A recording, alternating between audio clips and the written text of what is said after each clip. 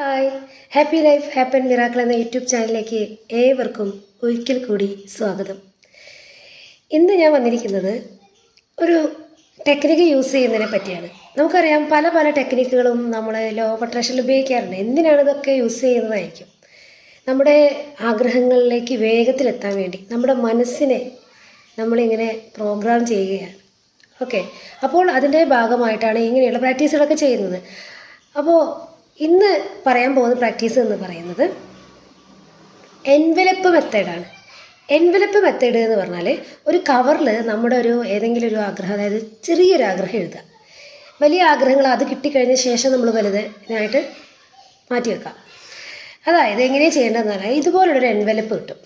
അതൊരു കവറ്, ഇപ്പോൾ ഏത് കവറായാലും കുഴപ്പമില്ല, ഇങ്ങനൊരു എൻവലപ്പ് കവർ. എന്നിട്ട് ഇതിൻ്റെ ഈ ഉൾഭാഗത്ത് നമുക്കിപ്പം ഒരു ലാപ്ടോപ്പാണ്, ഒരു 40,000 ലാപ്ടോപ്പാണ് വേണ്ടതെങ്കിൽ നമ്മൾ അവിടെ ജസ്റ്റ് ഒന്ന് എഴുതുക.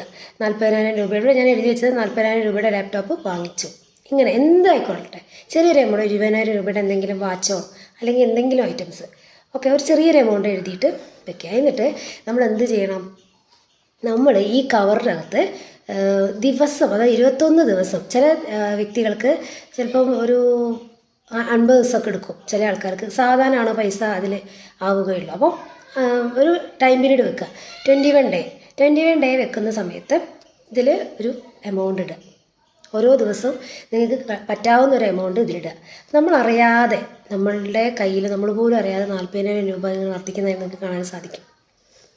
ഒരു 100-ൽ കൂടുതൽ എമൗണ്ട് ഇടുന്നതായിരിക്കും നല്ലത്. കാരണം 100 എന്ന് പറയുമ്പോൾ ഒരു ഫിക്സഡ് എമൗണ്ട് ആണല്ലോ. അപ്പോൾ ആ ഒരു പൈസ അതിൽ ഇട്ടിട്ട് ഇത് ഇതേപോലെ മടക്കിയിട്ട് നമ്മൾ നല്ല രീതിക്ക് നമ്മൾ അലമാരയിൽ വെക്കുക.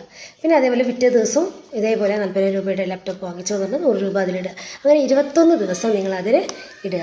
അപ്പം അതായത് ഇപ്പോൾ നിങ്ങൾ വിചാരിക്കും എങ്ങനെ, ഇപ്പോൾ കയ്യിൽ പൈസ ഇല്ലല്ലോ, എങ്ങനെ ഇത് ആയിത്തീരും? ഓൾറെഡി നമ്മുടെ മൈൻഡിൽ നമ്മൾ റീഡ് ചെയ്യാണ്. നമ്മൾ റീഡ് ചെയ്യുന്ന സമയത്ത് അതെന്ത് ചെയ്യും, നമ്മളിലേക്ക് വരാനുള്ള സാധ്യത കൂടുതലാണ്. നമ്മളിങ്ങനെ എന്നും എടുത്തിങ്ങനെ വായിക്കുകയാണല്ലോ, 40,000 രൂപയുടെ ലാപ്ടോപ്പ് വാങ്ങിച്ചോ, 100 രൂപ അതിലിടും. അപ്പം അതിൻ്റെ ആവശ്യങ്ങളെ നമുക്ക് ഉണ്ടാവുകയുള്ളൂ. കാരണം എക്സ്ട്രാ മണി നമ്മുടെ കയ്യിൽ ഉണ്ടാവും എന്നർത്ഥം.